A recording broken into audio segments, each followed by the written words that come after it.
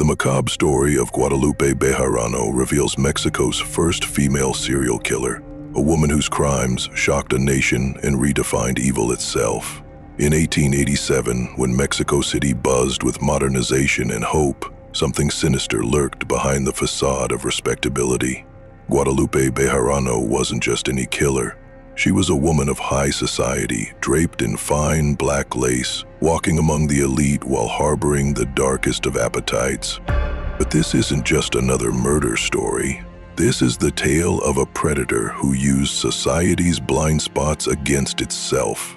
When desperate women knocked on her door seeking work, they found something far worse than poverty. They found a woman who had perfected the art of human suffering.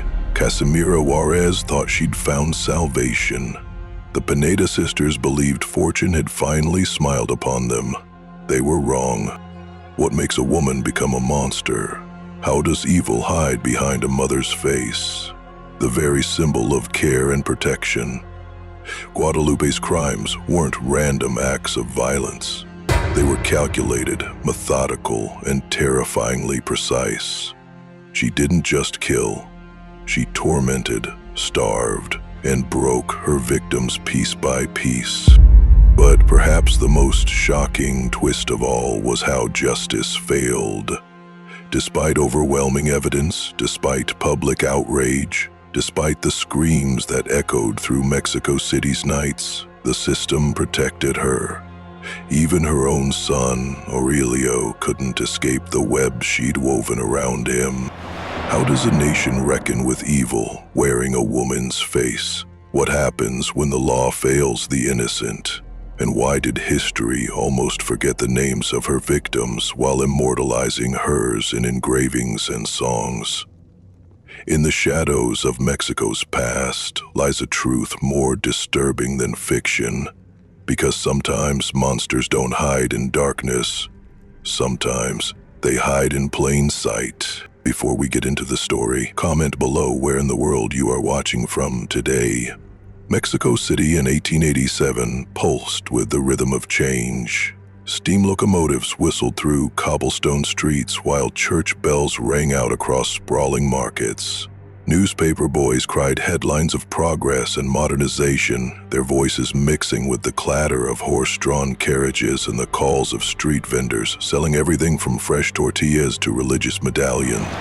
In this city of contrasts, where gleaming new gaslight competed with ancient cathedral shadows, Guadalupe Martinez de Bejarano moved like a specter of refinement. Her black lace mantilla caught the afternoon light as she glided past beggars who instinctively averted their eyes.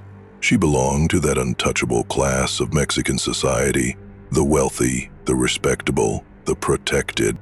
At 43, Guadalupe possessed the kind of composed beauty that spoke of good breeding and careful cultivation. Her dark eyes missed nothing as they swept over the crowds, cataloging weakness with the precision of a butcher appraising meat. When she smiled, which she did often, it never quite reached those calculating eyes. The newspapers spoke of Mexico's bright future, but they also whispered of darker things. Crime was rising with the population. The poor grew more desperate as the rich grew richer. In this volatile mixture, predators found opportunity. As evening settled over the capital, Guadalupe stood at the window of her well-permitted home, gazing down at the figures hurrying through the gathering darkness. Poor women, mostly. Domestic servants heading home, seamstresses clutching their meager wages, young girls searching for work to feed their families. They moved like prey animals, quick and nervous, unaware that something far more dangerous than common criminals watched them from above. Her fingers drummed against the windowsill with barely contained anticipation. The city's vulnerable passed below her like a river of possibility, and Guadalupe Bejarano was very hungry. The knock came just after dawn, hesitant but desperate. Casimira Juarez stood on Guadalupe's doorstep, her worn shoes testament to countless miles walked in search of work. At 19, she possessed the kind of understated beauty that poverty couldn't completely diminish.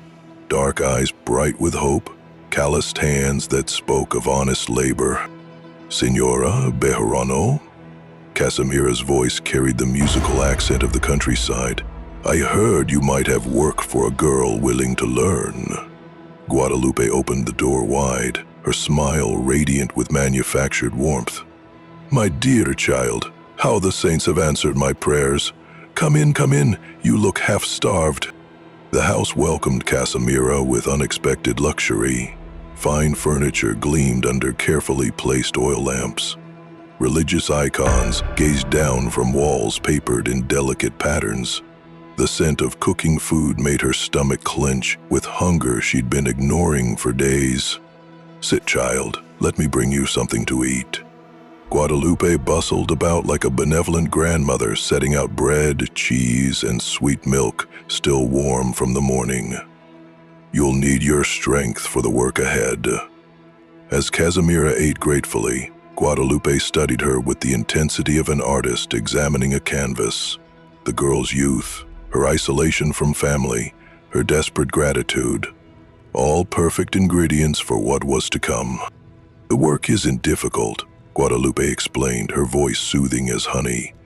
"Just keeping house, helping with my son Aurelio when he's home from school. But I do insist on certain standards. Cleanliness is next to godliness, as they say." Hours passed in comfortable conversation. Casimira shared her story. Family dead from fever, savings depleted, sleeping in church doorways while searching for honest work. With each detail, Guadalupe's smile grew more satisfied. As night fell, Casimira noticed something unsettling. The door she'd seen unlocked during the day now bore heavy iron bars. When she asked about using the privy, Guadalupe's demeanor shifted subtly. "Tomorrow, dear. Everything begins fresh tomorrow." That night, lying on a thin mattress in a windowless room, Casimira heard the sound of metal scraping across stone. Slow, deliberate, like someone preparing tools for morning work. Morning brought commands wrapped in maternal concern. "For your own good, child," Guadalupe insisted as she ordered Casimira to strip completely. "Cleanliness must begin with the body. How else can the soul be pure?" Casimira's protests died in her throat as Guadalupe's expression hardened like cooling metal. The gentle benefactress vanished, replaced by something cold and implacable. Fear crept up Casimira's spine as she reluctantly obeyed, standing naked and vulnerable in the morning light. The torture began with calculated precision. Guadalupe had arranged a metal brazier in the center of the room, its iron surface heated until it shimmered with malevolent warmth. She forced Casimira to sit upon it, the burning metal searing flesh while the girl's screams echoed off stone walls. "Patience, dear one," Guadalupe murmured, her voice maintaining that sickening maternal tone. "Suffering purifies the spirit. You should thank me for this kind." Ropes followed, thick hemp that bit into Casimira's wrists as Guadalupe suspended her from ceiling beams.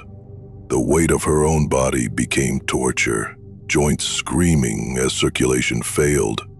But it was Guadalupe's calm detachment that proved most horrifying.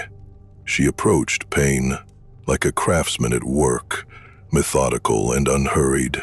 Between sessions of agony, she fed Casimira just enough to maintain consciousness. Scraps of stale bread, murky water that tasted of rust and despair. "Waste not, want not," Guadalupe would say cheerfully, as if discussing household economy rather than systematic starvation. Days blurred into nightmare. Casimira's prayers grew weaker as her body failed. She whispered to saints who seemed deaf to her pleas, begging for death or rescue with equal fervor. Outside, Mexico City continued its cheerful bustle, unaware that hell had established residence in their midst. Guadalupe watched it all with scientific fascination, taking notes in a leather journal she kept locked in a wooden chest.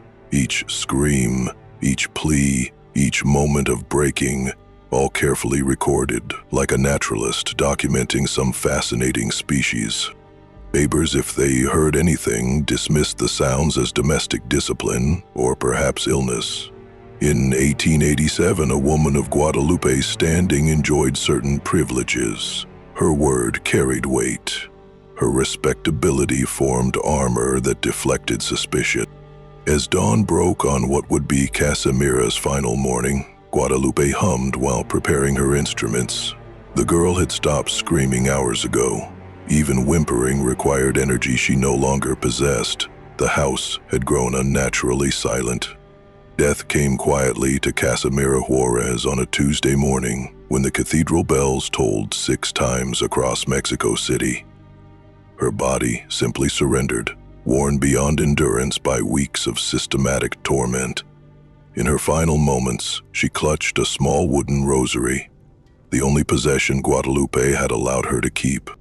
Guadalupe discovered the corpse with the same detachment she might show finding spoiled fruit.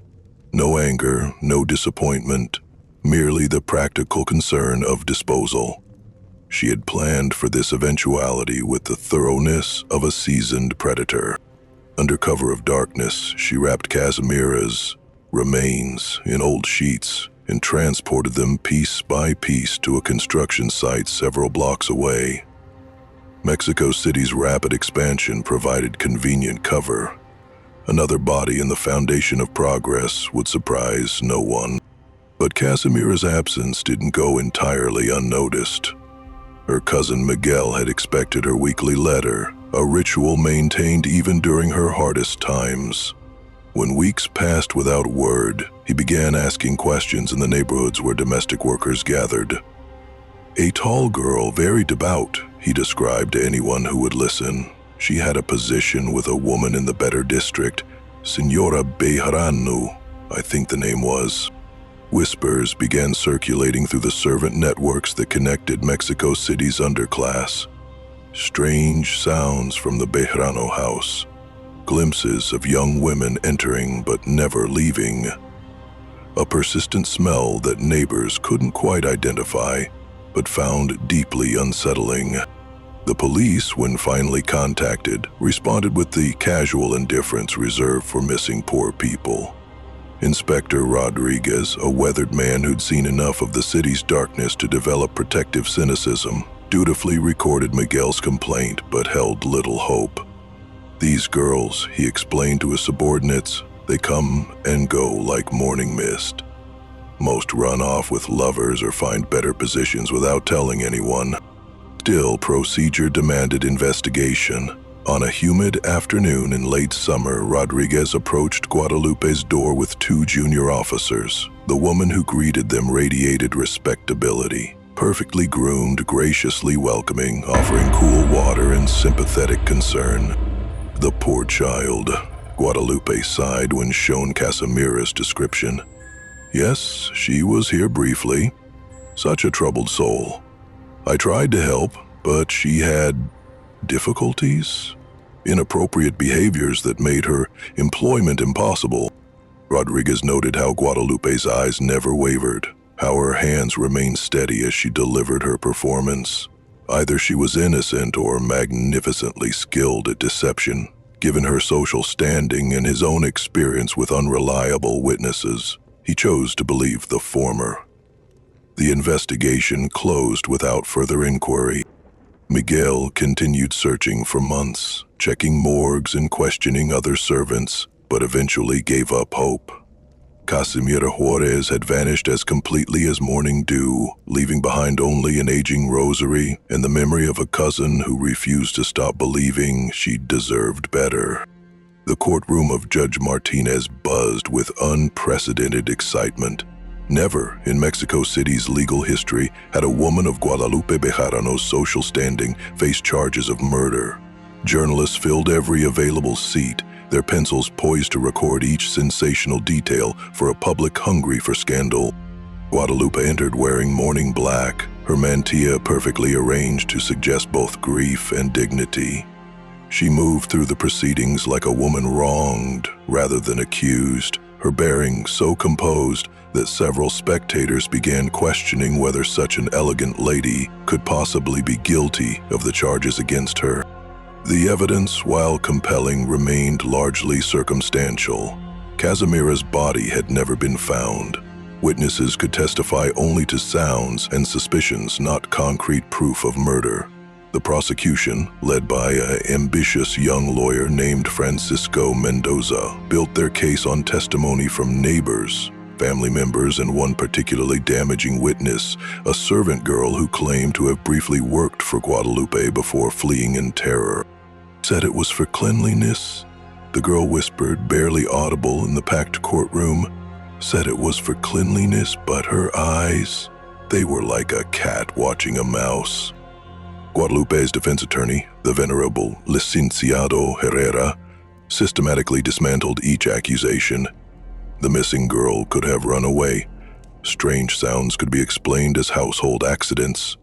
The testimony of servants, already known for wild gossip and unreliability, hardly constituted proof of murder. Most damaging to the prosecution was the simple fact of Guadalupe's gender and class. Mexican society in 1887 struggled to comprehend a woman as perpetrator of systematic violence. Women were victims or angels of mercy, not architects of suffering. A lady of breeding, educated in convents and married to a respectable man, simply didn't possess the capacity for such brutality. Judge Martinez, himself torn between evidence and societal expectations, delivered a verdict that satisfied no one. Guilty of unlawful death, but not premeditated murder. Guilty of abuse, but with recognition of her previously unblemished character and charitable works in the community. The sentence, 8 years in Berlin Women's Prison. The courtroom erupted in chaos. Journalists scribbled frantically as spectators shouted their approval or outrage. Casimira's family wept openly, feeling justice had failed their murdered daughter. Guadalupe herself merely smiled, a thin, satisfied expression that suggested she'd expected nothing worse. As guards escorted her from the courtroom, Guadalupe turned once to face the crowd. Her eyes swept over them with the same calculating assessment she'd once used on potential victims. 8 years was not death. 8 years was not life. 8 years was merely an interruption. The newspapers dubbed her La Mujer Verdugo, the woman executioner. The name would outlive everyone present that day, becoming legend long after the legal proceedings were forgotten. Berlin Women's Prison squatted like a stone tumor in the heart of Mexico City, its walls designed to contain the capital's most troublesome females. Built during colonial times for wayward nuns and unfaithful wives, it had evolved into a repository for thieves, prostitutes, and now, for the first time, a convicted murderess. Guadalupe adapted to prison life with unnerving ease. While other inmates wailed and raged against their confinement, she observed everything with scientific curiosity. The hierarchy among prisoners, the guards' routines, the small corruptions that kept the system functioning, all became data for future reference. Other inmates gave her wide berth after the first week. There was something in her stillness that suggested coiled violence. When she looked at them, they felt assessed and catalogued like livestock. The guards, too, treated her with unusual wariness, more respect than fear, but tinged with discomfort. She watches everything, one guard confided to another, never complaining, never demanding, just watching. Makes my skin crawl. Sundays brought the only light in Guadalupe's carefully controlled world. Visits from her son Aurelio. At 12, he possessed his mother's dark eyes, but none of her calculating coldness. He approached these meetings with the desperate hunger of a child trying to solve an impossible puzzle. "How are your studies progressing?" Guadalupe would ask, her voice carrying the same maternal concern she'd once used to lure victims. "Remember, education is the key to advancement in life." Aurelio would nod solemnly, sharing news from his boarding school, local gossip, small gifts smuggled past the guards. He never asked about her crimes, and she never mentioned them. They maintained the fiction that this was merely temporary separation, that normal life would eventually resume. But children see more than adults imagine. Aurelio noticed how other visitors shrank from his mother, how guards watched her constantly, how her smiles never reached her eyes. The newspapers he wasn't supposed to read carried lurid illustrations of La Mujer Verdugo, skeletal figures wielding instruments of torture. At night, in his dormitory, Aurelio lay awake wondering if the woman who'd sung him lullabies could truly be the monster described in those sensational accounts. Memory became unreliable. Had her hands always been so cold? Had her embraces always felt more possessive than loving? One particularly difficult evening, when older boys had cornered him with taunts about his infamous mother, Aurelio asked the question that haunted him. "Mama, did you really hurt that girl?"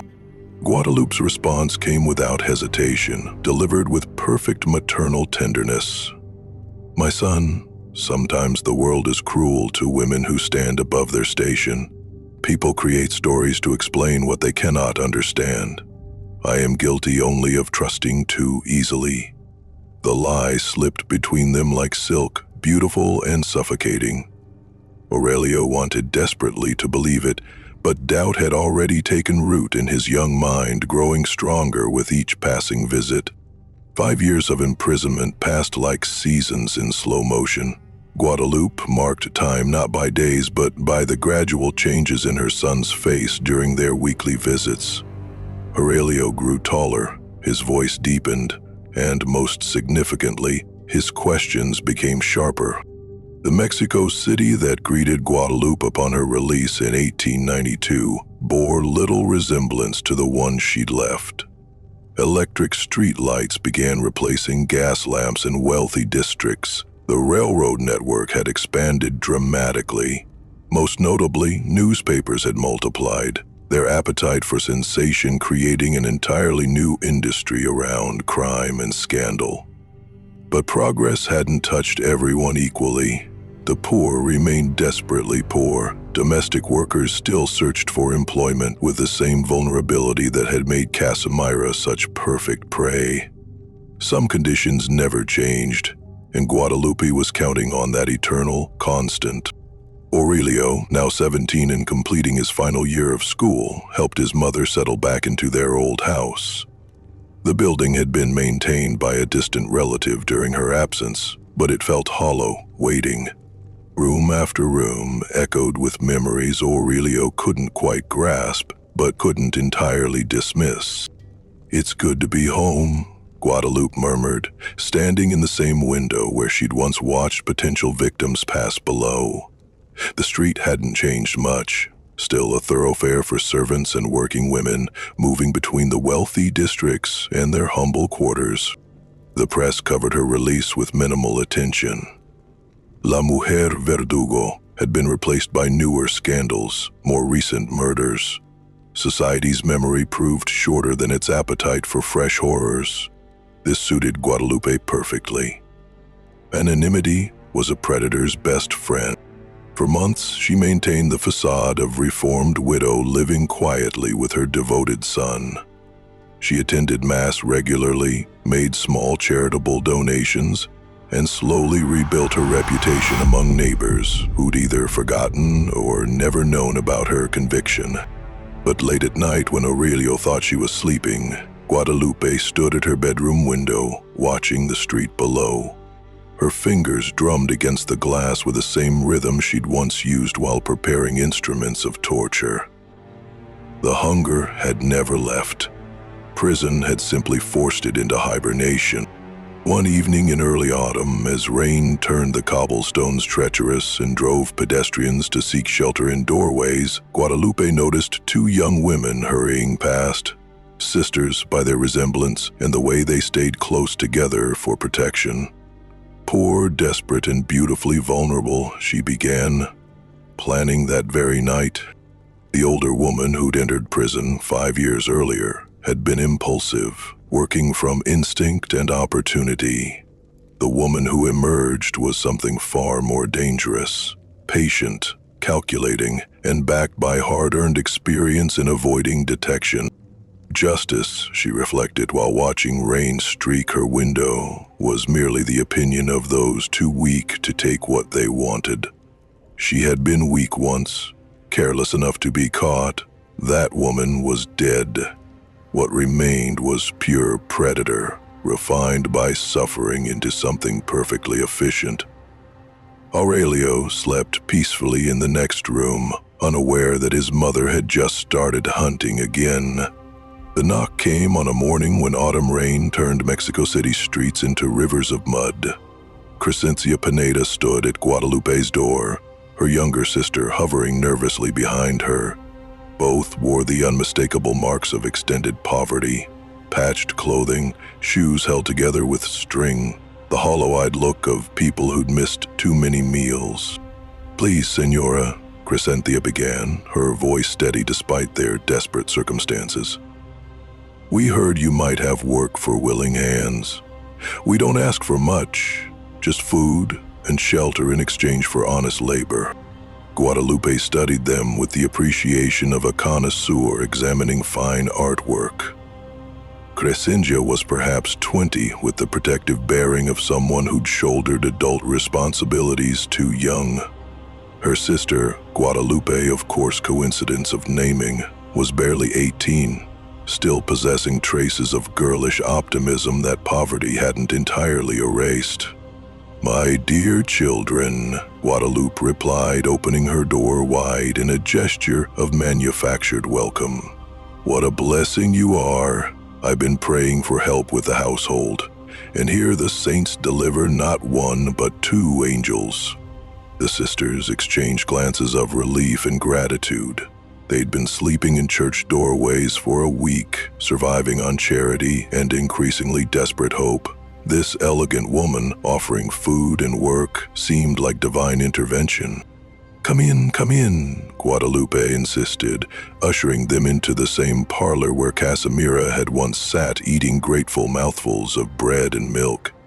"You must be exhausted. Let me prepare something warm while you rest." As the sisters settled onto cushioned chairs they hadn't seen the likes of in months, Guadalupe bustled about with the performance she'd perfected through practice. Hot soup, fresh tortillas, milk still warm from morning milking, a feast for girls who'd been surviving on scraps. "Tell me about yourselves," she encouraged while they ate. "What brings such lovely girls to my door?" Their story emerged between grateful spoonfuls. Parents dead from fever 3 years past. Small inheritance lost to a dishonest landlord. Crescencia had worked as a seamstress until the shop closed. Young Guadalupe had tried domestic service but been dismissed when her employer's son became too familiar. They'd been searching for work together, refusing to separate despite the hardship. Family loyalty, Guadalupe observed approvingly. How rare and beautiful in these modern times. You shall work together in my household, and I promise you'll never want for anything. That night, the sisters shared a comfortable bed in a clean room, their first proper rest in weeks. They whispered quietly about their good fortune, planning how to make themselves indispensable to this generous benefactress. "Something feels strange," young Guadalupe murmured to her sister. "Did you notice how she watched us eat? Like she was studying us." Crescencia pulled her closer under the shared blanket. "Don't borrow trouble. We have food, shelter, and honest work. That's more than we've had in months."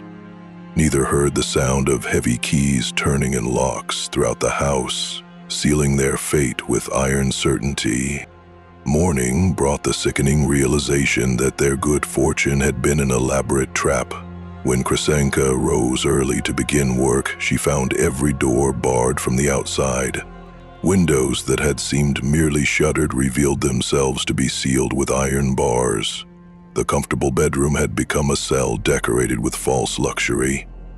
"Signora Bejarano," Crisena called, trying to keep panic from her voice. "I think there's been some mistake with the locks."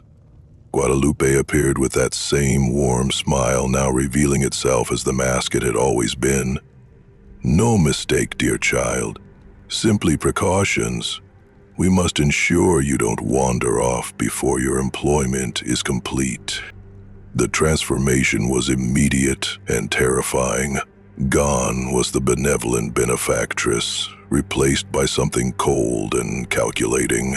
Guadalupe's eyes assessed them with the frank appraisal of a butcher examining cattle. "Your work," she continued pleasantly, "requires certain preparations. Cleanliness, as I mentioned, is essential. You will disrobe completely and submit to proper hygiene." Young Guadalupe pressed against her sister's back, trembling with sudden understanding. They'd heard whispers in the servants' quarters about women who disappeared, about houses where screams echoed in the night. They dismissed such stories as folklore designed to frighten the gullible. "Please," Crescencia tried reasoning, "we're grateful for your kindness, but surely we can work clothed. We're good girls, Signora. We know our duties." The first blow came without warning, Guadalupe's hand striking Crescencia's cheek with practiced precision. Not hard enough to cause serious damage, but sharp enough to establish absolute authority. "Obedience," Guadalupe said calmly, "is the foundation of all virtue. You will learn this lesson, or you will suffer until you do." The torture began immediately and with methodical precision. The same brazier that had claimed Casimira was heated until its iron surface shimmered with malevolent heat. The same ropes were produced, the same windowless room prepared. But Guadalupe had refined her technique during 5 years of forced reflection. This time, she varied the torments to prevent adaptation. Suspension alternated with burning. Starvation mixed with forced feeding of contaminated water. Most cruelly, she used the sisters' love for each other as a weapon, threatening one to ensure the other's compliance. "Your sister's pain depends entirely on your cooperation," she explained to Crescencia, while young Guadalupe hung suspended from ceiling beams. "Resist me, and she suffers. Submit, and I might show mercy." Days blurred into nightmare. The sisters took turns enduring, while the other watched helplessly. Their shared shawl became a bandage, then a rope for mutual comfort, finally just something to clutch while waiting for the next session of agony. Outside, Mexico City continued its cheerful bustle. Electric lights had reached this district, casting new shadows but illuminating nothing of the horror that had established residents behind respectable walls. Guadalupe kept detailed records in her leather journal, noting which torments produced the most satisfying responses, which combinations of pain and terror yielded the greatest control. She was perfecting her craft through systematic experimentation, and the Pineta sisters were her laboratory subjects. Weeks passed in a haze of systematic brutality that made Casimira's suffering seem almost merciful by comparison. Guadalupe had learned patience during her imprisonment, discovering that prolonged torture yielded more satisfaction than quick death. The sisters became her personal theater, performing agonies for an audience of one. Christiana fought to maintain her sanity by focusing on her sister's survival. Between sessions of torment, she would hold young Guadalupe close and whisper the lullabies their mother had sung years ago. Her voice, cracked from screaming, still carried melody enough to provide small comfort in their shared darkness. "Dormi, Nina, que tengo que se lavar los panales, sentarme a coser." The songs became talismans against despair, human connections in an inhuman situation. Guadalupe initially tried to forbid such comfort, but discovered that hope made better prey than hopelessness. Let them cling to each other. It only made breaking them more exquisite. Food rations dwindled to moldy crusts and brackish water that tasted of rust and worse. Their bodies, already thin from months of poverty, began consuming themselves. Crescencia felt her strength failing but concentrated on her sister's needs, sharing her meager portions and trying to shield the younger girl from Guadalupe's worst attentions. "Why is she doing this?" young Guadalupe whispered one night, her voice barely audible. "What does she want from us?" Krasinski had no answer. They weren't being robbed. They'd arrived with nothing. They weren't being assaulted in ways she could understand. This was something else, something that defied explanation. Pure cruelty for its own sake, suffering imposed by someone who derived pleasure from others' pain. The sounds of their ordeal occasionally escaped the house's thick walls. Neighbors reported hearing cries in the night, but such noises weren't uncommon in a district where domestic violence and poverty created their own symphonies of misery. Besides, Senora Bejarano was a respectable woman. Surely any disturbance was merely illness or perhaps disciplinary action against unruly servants. One evening, as Crescencia hung suspended from her wrists while Guadalupe applied heated metal to her feet, she made a decision that would haunt her dying moments. Using the last of her strength, she began to sing. Not lullabies this time, but hymns learned in childhood. Ave Maria, gratia plena, Dominus tecum, benedicta tu. Her voice, clear despite everything, filled the room with something Guadalupe couldn't control or corrupt. For a moment, transcendence touched that place of darkness, and even their tormentor paused in her work. But the moment passed. Guadalupe resumed her torments with renewed vigor, as if the sister's dignity had offended her personally. The singing continued until Crescenska's voice finally failed, not from pain, but from the simple exhaustion of a body pushed beyond all reasonable limits. She died 3 days later, clutching her sister's hand and whispering a final lullaby that young Guadalupe would carry to her own grave just a week after. Death came for young Guadalupe on a morning when frost glazed the windows and church bells rang across a city indifferent to her suffering. She had watched her sister's life ebb away over 3 agonizing days, holding Crescencia's hand until it grew cold and still. Now she faced the final darkness alone. Guadalupe Bejarano showed no more emotion at this second death than she had at the first. The sisters had served their purpose, providing weeks of entertainment and valuable data for her journal. Their bodies joined Casimira's in unmarked graves scattered across Mexico City's expanding construction sites. But this time, the disappearances couldn't be so easily dismissed. The Pineda sisters had family who remembered them, friends who asked questions. Unlike Casimira, they hadn't been entirely alone in the world. Maria Esperanza, an older woman who'd worked alongside Crescencia at the defunct seamstress shop, began inquiring about the sisters' whereabouts. She visited the neighborhoods where domestic servants gathered, asking if anyone had seen the girls who'd been seeking employment. They mentioned a lady in the Better District, one servant girl recalled. Well-dressed woman, recently widowed, offered them live-in positions. The servant networks that connected Mexico City's underclass proved more efficient than official channels. Within days, several women had identified Guadalupe Bejarano as the mysterious benefactress. More troubling, they'd begun sharing other stories, glimpses of young women entering that house but never emerging, strange sounds at night, an increasingly prevalent odor that neighbors couldn't quite identify. Inspector Rodriguez, now graying and even more cynical after years of investigating crimes the courts couldn't or wouldn't prosecute, found himself facing an uncomfortable pattern. 3 missing women, all last seen entering the same household. All young, poor, and vulnerable. All connected to the woman once known as La Mujer Verdugo. Could be coincidence, he told his subordinates, but his tone suggested he didn't believe it himself. Still, we'd better make some inquiries. The investigation this time proceeded with greater thoroughness.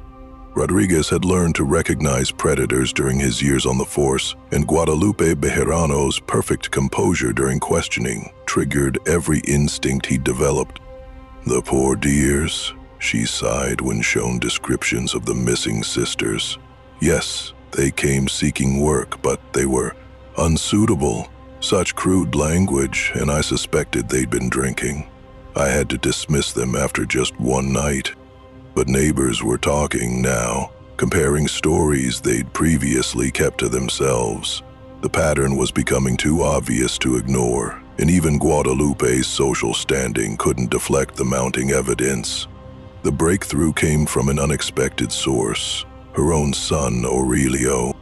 Aurelio had grown into a thoughtful young man of 22, his boyish features hardened by years of living with unspoken knowledge.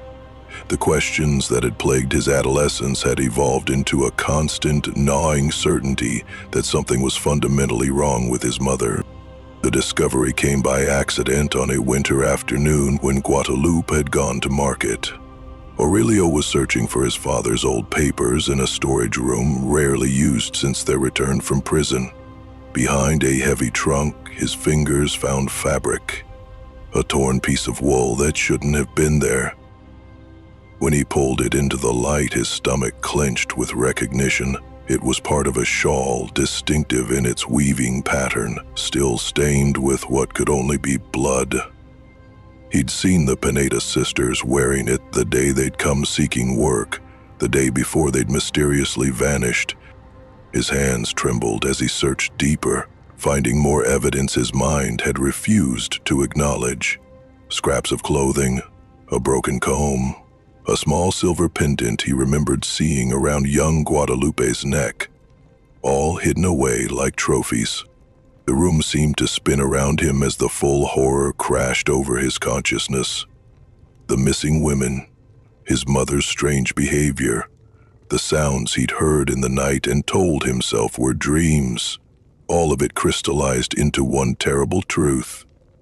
His mother was a monster.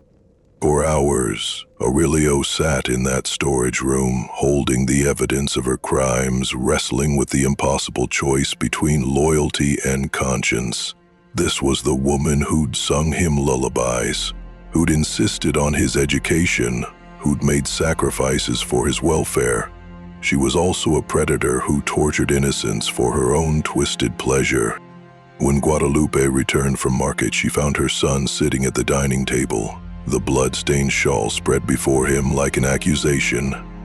"Aurelio?" Her voice carried its usual maternal warmth, but her eyes had already assessed and cataloged the threat he now represented. "What are you doing with that old rag? Where are they, Mama?" His voice barely rose above a whisper. "The sisters who wore this. Where are Crescencia and Guadalupe Pineda?" The mask slipped for just a moment, revealing something cold and reptilian beneath her motherly facade. Then she recovered, sitting across from him with perfect composure. "My dear son, I fear you've been listening to gossip. People love to create scandals around those they envy." But Aurelio had learned to read between her words, to see past the performance to the calculating mind beneath. "No more lies, Mama. I know what you are. I've always known, haven't I? I just didn't want to believe it." The silence that followed stretched between them like a chasm.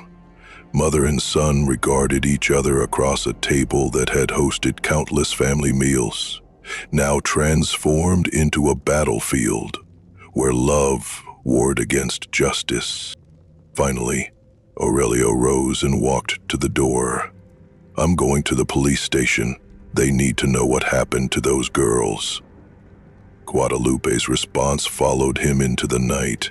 "If you do this, you'll destroy your own life along with mine. Think carefully about that choice, my son." But Aurelio had already decided. Some truths were too important for comfort. Inspector Rodriguez had seen enough confessions to recognize genuine anguish, and the young man sitting across from his desk radiated the particular torment of someone betraying everything he'd been taught to hold sacred. Aurelio's hands shook as he placed the blood-stained fabric on the scarred wooden surface between them. "They belong to Crescencia Pineda," Aurelio said, his voice barely steady. "She and her sister came to our house looking for work. They never left." The inspector studied the evidence, then the young man's face. "This is a serious accusation you're making against your own mother." "I know." Aurelio met his eyes directly. "I've been living with the knowledge for years, telling myself it couldn't be true. But I can't pretend anymore. She killed them, just like she killed Casimir Juarez, and God knows how many others." Rodriguez had been preparing for this moment since the pattern of disappearances became undeniable. Still, hearing confirmation from Guadalupe's own son carried impact beyond mere evidence. This wasn't police work anymore. This was family betrayal on a scale that defied easy comprehension. "Tell me everything," the inspector said, preparing to take notes that would eventually hang a woman but destroy her son. The story poured from Aurelio like poison finally expelled from a wound. Years of suspicious sounds, unexplained absences, his mother's strange satisfaction after certain visitors left their house, the way she studied people like a predator evaluating prey, her complete lack of empathy for anyone suffering except her own. "She kept journals," Aurelio added, his voice growing stronger as he committed fully to his course. "Detailed records of what she did to them. I never read them completely, but what I saw..." He shuddered, unable to continue. Within hours, Rodriguez had assembled a team for what promised to be the most sensational arrest in Mexico City's history. They approached the Bejarano house as evening shadows lengthened, prepared for resistance, but finding none. Guadalupe greeted them with perfect politeness, offering coffee and expressing confusion about their presence. Even when informed she was under arrest for murder, she maintained her composure with almost supernatural control. "Surely there's been some mistake," she said, allowing herself to be handcuffed with the dignity of a martyred saint. "I'm a respectable widow. What possible evidence could you have for such outrageous charges?" The search of her house revealed a chamber of horrors that exceeded even Rodriguez's expectations. The brazier, still stained with ancient burns, ropes bearing traces of human blood. Most damning, the leather journals Aurelio had mentioned. Detailed records of torture methods, victim responses, and personal observations about the aesthetics of suffering. But Guadalupe's masterstroke came during initial questioning. Faced with overwhelming evidence, she shifted strategy with the calculated precision of a chess master sacrificing a piece to save the game. "If these terrible things truly happened in my house," she declared with wounded dignity, "then there's only one person who could be responsible. My son Aurelio has been troubled since childhood. I tried to protect him, to hide his difficulties. But perhaps I was wrong to shield him from consequences." The accusation hit its target with devastating precision. Aurelio, already traumatized by his decision to betray his mother, now faced the possibility that she might escape justice by destroying him instead. The trial of Guadalupe Bejarano became the sensation of 1894, drawing crowds that overflowed the courtroom and spilled into surrounding streets. Vendors sold food and pamphlets to spectators, waiting hours for glimpses of La Mujer Verdugo, while newspaper artists sketched furiously to capture every dramatic moment for readers across the Republic. Judge Martinez, older now and bearing the weight of having sentenced this woman too lightly once before, presided over proceedings that tested every assumption about justice, gender, and social order. The evidence was overwhelming, but Guadalupe's defense strategy proved diabolically clever. "Ladies and gentlemen of the jury," her attorney declared, "we are asked to believe that this refined woman, this devoted mother, could commit acts of barbarism that would shame the most savage criminal. Is it not more likely that we see before us another victim? a mother protecting her troubled son from consequences she feared would destroy him. Aurelio's testimony became the trial's centerpiece. For 3 agonizing days, he recounted years of suspicion, the discovery of evidence, and his final confrontation with his mother. His obvious pain lent credibility to his words, but it also raised troubling questions about his own potential involvement. "Why didn't you come forward sooner?" the defense attorney pressed. "If you truly believed your mother was committing these crimes, weren't you morally obligated to report them immediately?" The question hung in the courtroom air like smoke poisoning everything it touched. Aurelio struggled to explain the impossible position of a child who loved his mother while fearing what she might be. His answers, honest but complex, sounded like excuses to some listeners. Guadalupe's own testimony proved masterly. She portrayed herself as a woman driven to extremes by maternal love, covering for a son whose violent tendencies had manifested in childhood. She wept convincingly while describing her attempts to cure Aurelio through discipline and prayer, claiming she'd taken responsibility for his crimes only to spare him the gallows. "I would rather die than see my child suffer for impulses beyond his control," she declared, her voice breaking with manufactured emotion. "If I am guilty of anything, it is loving too deeply." The prosecution fought back with forensic evidence, handwriting analysis of the journals, testimony from prison guards about her behavior during previous incarceration, medical examination of the torture implements. But Guadalupe's performance was so compelling that several jurors appeared visibly moved by her plight. Outside the courtroom, public opinion divided sharply. Women's rights advocates argued that society's inability to accept female criminality was causing justice to miscarry. Religious leaders preached about the sanctity of motherhood and the tragedy of broken families. Common citizens simply wanted someone punished for crimes that had shocked their comfortable assumptions about civilization. The verdict, when it finally came, satisfied no one completely. Guilty of multiple murders in the first degree, but with recognition of her previously unblemished character and the mitigating circumstances of family loyalty. The sentence, 10 years in Belen prison, double her previous term, but still far short of the death penalty, the crowd demanded. As guards escorted her from the courtroom, Guadalupe turned to face her son one final time. Her expression carried no love, no regret, no maternal feeling whatsoever. For just a moment, the mask slipped completely, revealing the cold predator beneath. Aurelio would carry that look to his grave.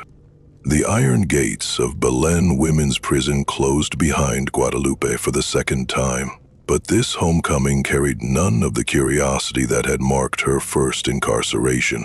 The guards knew exactly what they were dealing with now, and other inmates treated her with the wary respect reserved for apex predators. This time, they placed her in solitary confinement from the beginning, not as punishment, but as protection for the other prisoners. The stories of what she'd done to the Pineda sisters had spread through the prison population like wildfire, creating a mythology that transformed her from curiosity into living nightmare. "She studies people," one guard whispered to another. "Even locked up, she's always watching, always thinking. Makes me wonder what she's planning." Guadalupe adapted to isolation with the same unnerving ease she'd shown throughout her life. Days passed in silence, broken only by the delivery of meals and the distant sounds of prison routine. She used the time for reflection, not on her crimes, but on her mistakes. The small errors in judgment that had led to capture. The journals they'd seized had been her greatest tactical error. In her arrogance, she documented everything, creating a written record that made conviction inevitable. Next time, and she had no doubt there would be a next time, she would be more careful about evidence. Her cell became a monk's retreat dedicated to perfecting evil. She exercised to maintain physical strength, meditated to sharpen mental acuity, and planned refinements to techniques that had already proven devastatingly effective. 10 years was a long time, but it was also valuable preparation for a career that had barely begun. Guards reported that she never complained, never caused disturbances, never showed signs of mental deterioration that affected many long-term prisoners. If anything, her composure deepened with each passing month, as if imprisonment were merely another form of research into human nature.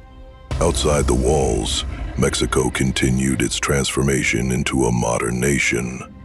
Electric lights spread throughout the capital, telegraphs connected distant provinces, and newspapers multiplied to feed an increasingly literate population's hunger for information. But progress couldn't touch the medieval darkness contained within Belen's stones. Aurelio visited occasionally during the first year, fulfilling what he saw as filial duty despite the terrible cost of his decision. These encounters were brief and stilted, conversations between two people who shared blood but no longer shared understanding. "How are your studies?" Guadalupe would ask, her voice carrying its old maternal warmth like a weapon disguised as comfort. "Well enough," Aurelio would reply, avoiding her eyes. "I'm considering law. Perhaps I can help ensure justice is properly served in the future." The irony wasn't lost on either of them. Her son was using her crimes as motivation to become an instrument of justice, completing a circle that began with his betrayal of her trust. After 2 years, the visits stopped entirely. Aurelio had apparently decided that some family bonds were too poisonous to maintain, even out of duty. Guadalupe felt no sadness at his absence, only mild disappointment that her most interesting subject had removed himself from observation. The wheels of justice ground slowly but inexorably toward Aurelio, whose role as both witness and accessory created legal complexities that challenged even experienced prosecutors. While his testimony had been crucial in convicting his mother, his years of silence before that testimony raised uncomfortable questions about culpability. The court recognizes, Judge Martinez declared during sentencing, that this young man faced an impossible choice between family loyalty and civic duty. However, the law cannot excuse the harboring of known criminals, regardless of blood relationship. Aurelio accepted his sentence, 2 years in a men's facility, with the same dignity he'd shown throughout the trial. At 23, he possessed the weathered appearance of someone who'd aged decades in months, his dark eyes carrying burdens no parent should place on a child. His fellow inmates treated him with curiosity rather than hostility. Murder was common enough in their world, but matricidal betrayal was exotic enough to command respect. Most assumed he'd been abused or threatened into silence, unable to comprehend the more complex reality of loving someone while knowing they were monstrous. "What was she like?" other prisoners would ask during exercise periods or while sharing meals in the communal area. "Living with someone like that, how did you stand it?" Aurelio struggled to explain the inexplicable.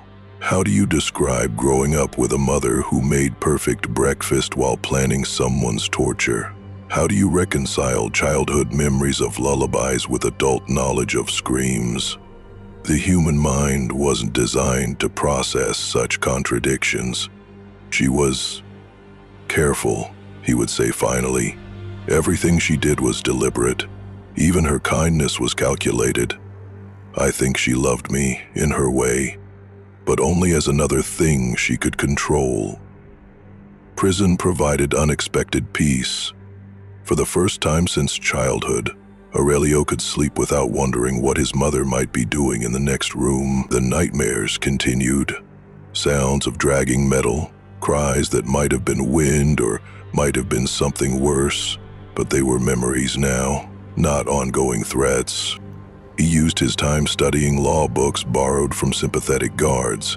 If he was destined to live in justice's shadow, he would at least understand its mechanisms. The legal system that had failed to protect his mother's victims might be reformed by someone who understood the cost of its failures. Letters arrived occasionally from distant relatives who'd learned about the family scandal through newspaper coverage. Most expressed sympathy for his terrible ordeal and assured him of their prayers. A few were more direct in their judgment of his choices, questioning how any son could betray his mother, regardless of her crimes. He answered none of them. What could he say that wouldn't sound like either self-justification or self-condemnation? The truth was simpler and more complex than any explanation could capture. He'd made the only choice his conscience would allow, and he would live with the consequences. Meanwhile, in her cell across the city, Guadalupe maintained her vigil of patient observation. She knew her son was imprisoned, knew he was suffering for his decision to expose her. The knowledge brought her no satisfaction. Maternal feeling was as foreign to her as remorse. But it did provide useful data about the reliability of family loyalty under extreme pressure. Some lessons were worth learning, even at the cost of temporary separation. Years accumulated like dust in the corners of Guadalupe's cell, each day marked by a small scratch carved into the stone wall with her fingernails. The marks formed neat rows, organized with the same methodical precision she'd once applied to torture. Guards who noticed them assumed she was counting down to release, but the truth was more complex. Guadalupe wasn't marking time until freedom. She was documenting the education prison provided. Each day brought new observations about human nature under stress. The way guards revealed their weaknesses through small corruptions. How other prisoners formed alliances and hierarchies. The patterns of behavior that repeated endlessly in confined spaces. Her health began declining in the 7th year. Nothing dramatic, just the slow erosion that comes to women past 50 who've lived hard lives. Her hair grayed completely, her hands developed tremors, and she developed a persistent cough that sometimes brought up blood. But her mind remained sharp, honed by isolation into something approaching pure intellect divorced from human feeling. Other inmates aged around her, some released to uncertain futures, others dying behind bars. She watched them all with scientific detachment, cataloging their responses to hope and despair. Each death provided data about human fragility. Each release offered insights into the persistence of criminal behavior. The Mexico outside was transforming beyond recognition. The 20th century had arrived with automobiles, electric trolleys, and moving pictures. Newspapers carried stories of technological marvels that would have seemed impossible during her youth. But human nature remained constant. Greed, desperation, and vulnerability created the same opportunities they always had. Leo, released after serving his full sentence, attempted to rebuild his life in a nation that had almost forgotten his mother's crimes. He found work as a clerk in a legal office, his knowledge of criminal procedure earning grudging respect from lawyers who knew his history. He never married, never had children, never created family bonds that might replicate his own traumatic experience. He visited his mother exactly once after his release, driven by some combination of duty and morbid curiosity. The woman he found in that cell barely resembled the elegant figure who'd raised him. Prison had stripped away her carefully maintained facade, revealing the predator beneath. "You look well, my son," she said, her voice carrying none of its old warmth. "Imprisonment has been educational for both of us." They spoke for perhaps 20 minutes about inconsequential things. His work, the weather, changes in the city. Neither mentioned the crimes that had brought them to this place, the trials that had destroyed their family, or the victims whose names had been largely forgotten by everyone except their scattered relatives. When he left, Aurelio knew he would never return. Whatever had once connected them was as dead as the women she'd tortured. She was no longer his mother in any meaningful sense, just a dangerous animal contained by stone and iron. Guadalupe felt no sadness at his departure. Sentiment was a luxury she'd abandoned long ago in favor of more practical concerns. She had work to do, plans to refine, and only a few more years to complete her preparation for the world outside. Death came for Guadalupe Bejarano on a February morning in 1901, arriving with the same quiet efficiency she'd once brought to her victims' sufferings. The prison doctor found her collapsed in her cell, apparently taken by the lung fever that had plagued her final years. She was 57 years old and had served 9 of her 10-year sentence. Peaceful, the doctor noted in his report, no signs of struggle or distress, natural causes. The irony wasn't lost on those who'd followed her story. The woman who'd inflicted unimaginable agonies on innocent victims died quietly in her sleep, spared the suffering she'd so expertly dispensed to others. Justice, it seemed, had limits that evil did not. News of her death rated only brief mention in most newspapers. La Mujer Verdugo had been replaced by newer scandals, more contemporary monsters. The 20th century was rushing forward with technological marvels and social upheavals that made 19th century horrors seem quaint by comparison. But Guadalupe's death created space for her legend to truly flourish. Without the messy reality of a living person to complicate the narrative, she could be transformed into pure symbol, a cautionary tale about the hidden dangers that lurked behind respectable facades. José Guadalupe Posada, the master engraver whose skeletal figures had already made him famous throughout Mexico, created his masterpiece around her story. His engravings showed La Mujer Verdugo as a skeletal woman wielding whips and brands, standing over cowering victims while flames danced around her feet. The images were both terrifying and compelling, capturing something essential about the fear she'd embodied.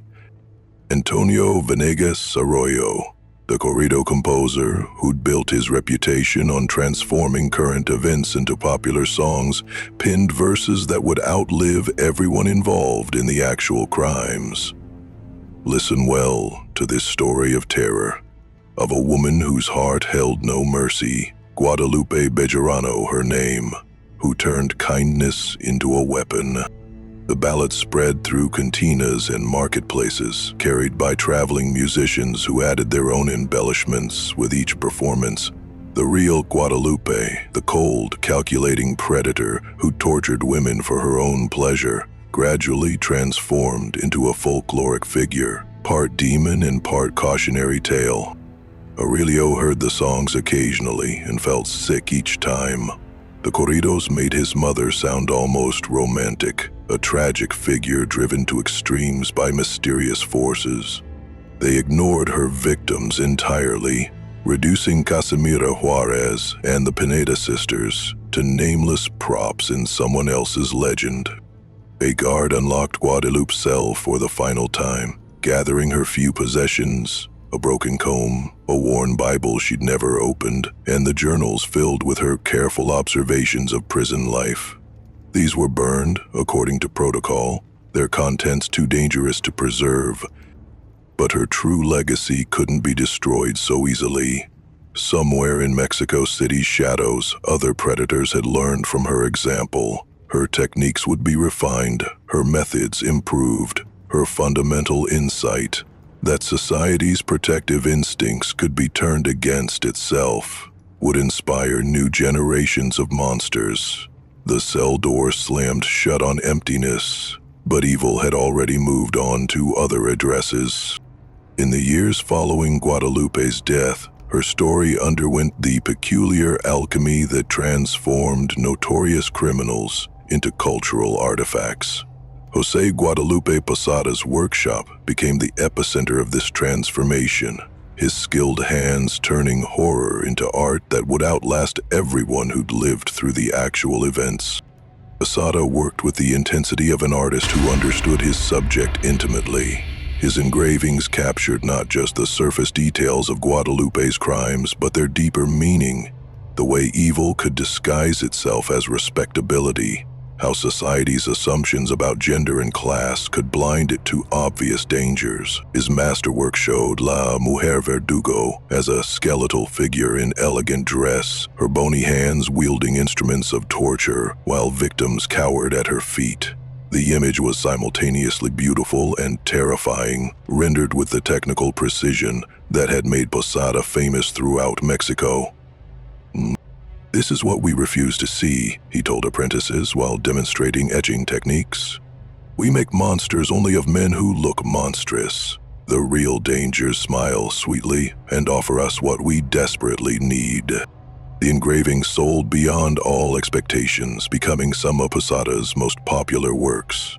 They decorated cantina walls, were collected by art enthusiasts, and spread Guadalupe's image far beyond Mexico City's borders. The real woman was dead, but her symbolic power was just beginning.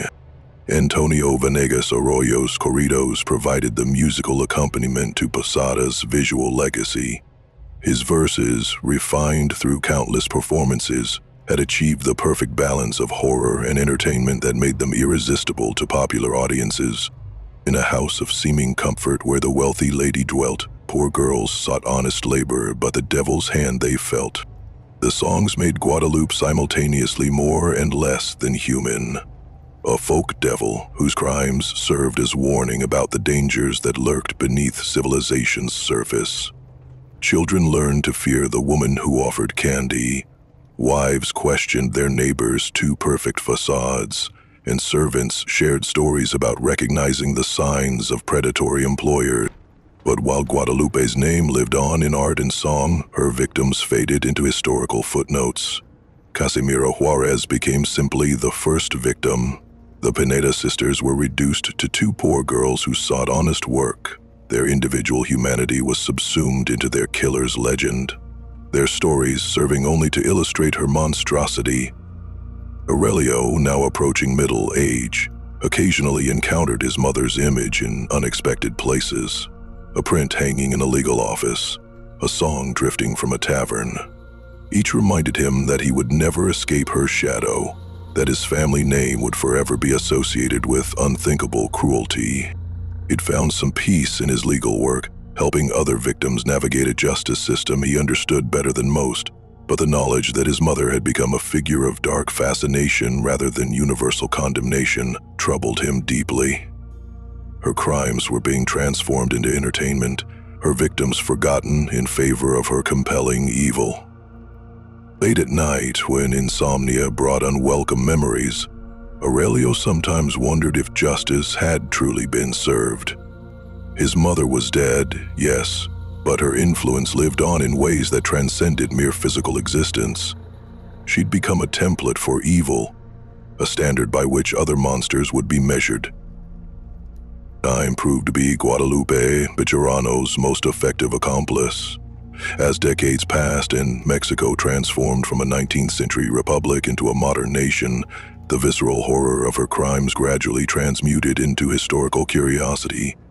What had once terrorized a city became the subject of academic papers, museum exhibits, and sensationalized documentaries.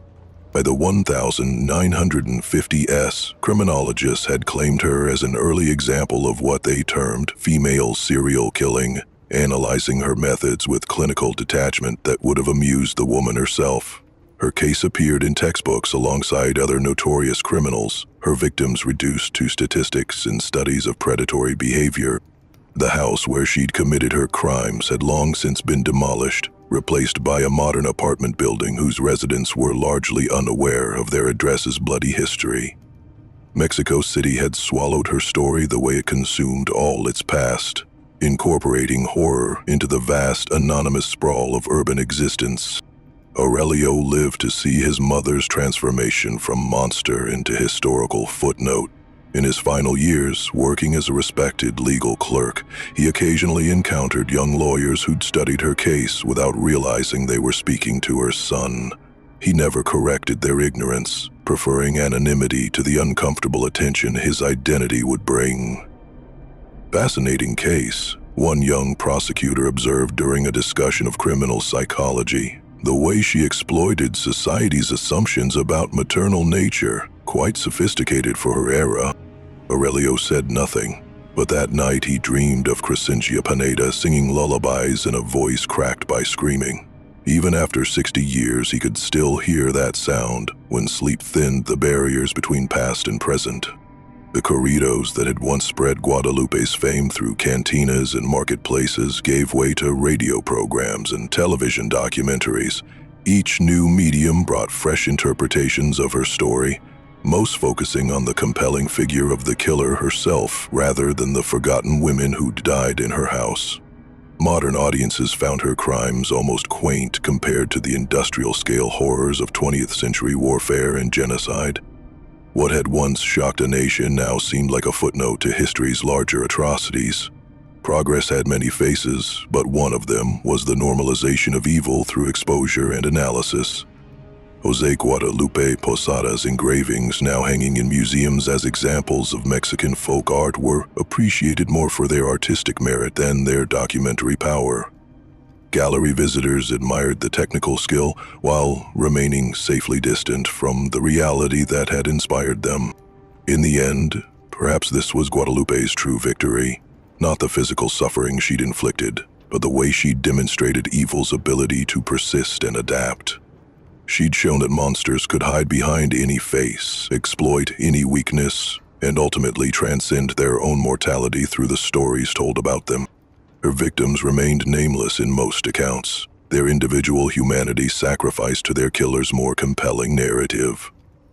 Casimira Juarez, Crescencia Pineda, young Guadalupe Pineda, their dreams, their fears, their final moments of hope before encountering evil, all forgotten in favor of analyzing the woman who'd destroyed them.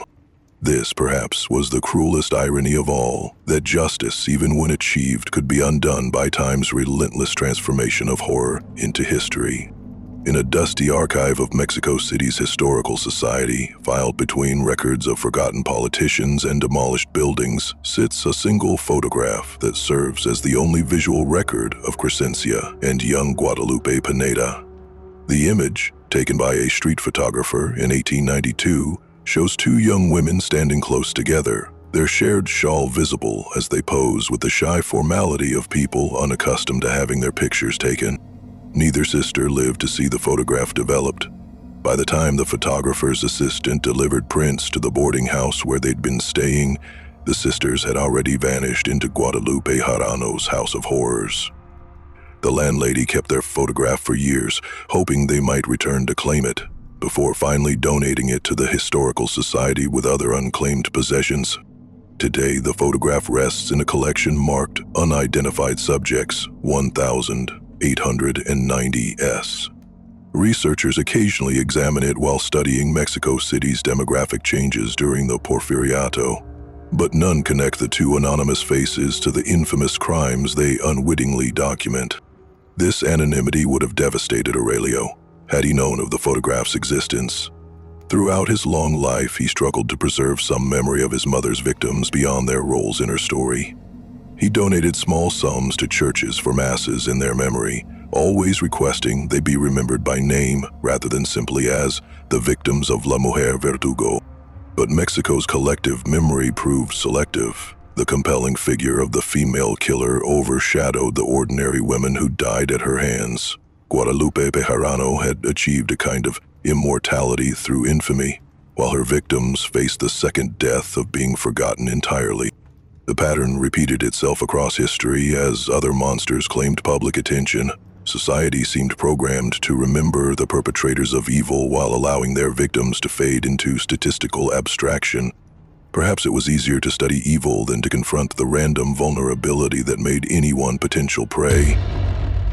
In academic circles, Guadalupe's case was cited as an early example of how gender stereotypes could provide camouflage for predatory behavior. Scholars wrote papers analyzing her methods, her psychological profile, and her place in the evolution of criminal pathology. But scholarly attention focused on the killer's mind rather than the lives she'd destroyed. The house where she'd committed her crimes was gone, its location now occupied by a modern office building. No plaque marked the site, No memorial acknowledged the suffering that had once echoed from those walls. Mexico City had moved on, as cities do, building new horrors over the graves of old ones. Yet sometimes, late at night in the archives when cleaning staff moved through empty corridors, employees reported strange sounds, whispers that might have been wind through old ventilation systems, or might have been something else entirely. The official explanation was settling foundations and temperature changes affecting aged materials. But Maria Santos, who'd worked in the archives for 30 years, had her own theory. On the anniversary of each sister's deaths, dates she'd calculated from police records, the whispers grew stronger, more distinct. Sometimes she thought she could make out words, fragments of lullabies sung in voices cracked by suffering. She never reported these observations to her supervisors, knowing how they'd be received. Instead, she made her own small gestures of remembrance, placing fresh flowers beside the photograph of the sisters, and whispering prayers for souls that history had chosen to forget. In this way, at least, someone remembered that before they became victims, Crescencia and Guadalupe Pineda had been sisters who'd loved each other enough to face the world together. The obituary in the February 15, 1901 edition of El Universal occupied exactly 6 lines in the death section, squeezed between announcements for a prominent banker and a beloved grandmother. Guadalupe Martinez de Bejarano, 57, died of natural causes while serving sentence at Belen Women's Prison. Services private, no flowers. 6 lines to summarize a life that had terrorized a nation and redefined the boundaries of human cruelty. Even in death, Guadalupe had managed to escape the full weight of public judgment, slipping away quietly, while Mexico's attention was focused on the new century's promises and perils. But truth, like evil, has a way of persisting beyond official records. In the neighborhoods where servants and seamstresses shared stories over their meager meals, Guadalupe's memory lived on as something more complex than the folklore she'd become. Here, among women who understood vulnerability in ways the wealthy never could, her crimes served as constant reminder that protection was always temporary and trust always dangerous. These women knew the names of her victims when scholars had forgotten them. They whispered stories of Casimiro Juarez's kindness, Crescencia Pineda's courage, young Guadalupe's trusting nature. In their collective memory, the dead remained human, rather than mere plot points in someone else's story. The wealthy districts had moved on, of course. New scandals captured society's attention. New horrors filled newspaper columns. Progress demanded forgetting as much as remembering, and Mexico City was nothing if not committed to progress. Yet sometimes, on quiet evenings when shadows lengthened across cobblestone streets, older residents would feel a chill that had nothing to do with weather. They would think of elegant women they didn't quite trust, of servants who'd vanished without explanation, of the thin line between civilization and barbarity that people like Guadalupe had revealed to be more fragile than anyone wanted to believe. Aurelio lived another 23 years after his mother's death, long enough to see automobiles replace carriages and electric lights banish the darkness where predators had once hidden. He died in 1924, taking with him the last first-hand knowledge of what Guadalupe Bejarano had truly been, beyond the legend she'd become. His funeral was well attended by colleagues who respected his legal work and charitable contributions.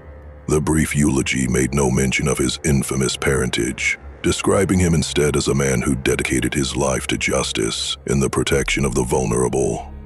It was perhaps the only victory he'd ever won against his mother's legacy.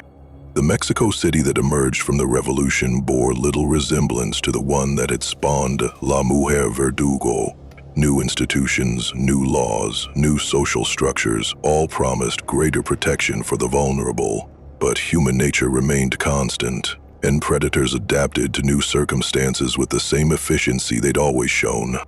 Somewhere in the sprawling capital, other monsters walked freely among the innocent, learning from Guadalupe's example while improving on her methods. Evil had not died with her. It had simply evolved, taken new forms, found new ways to exploit the eternal human need for trust and connection. In the end, that was perhaps the most terrifying truth of all, that people like Guadalupe Bejarano were not anomalies, but inevitabilities, as much a part of human society as the saints and heroes celebrated in official histories. They thrived in the spaces between what people wanted to believe and what they were willing to see, feeding on the very qualities that made civilization possible. The 6-line obituary got one thing right. There were no flowers at her funeral. But it failed to mention that somewhere in Mexico City, 3 women who'd never received proper burials still waited for justice that would never come.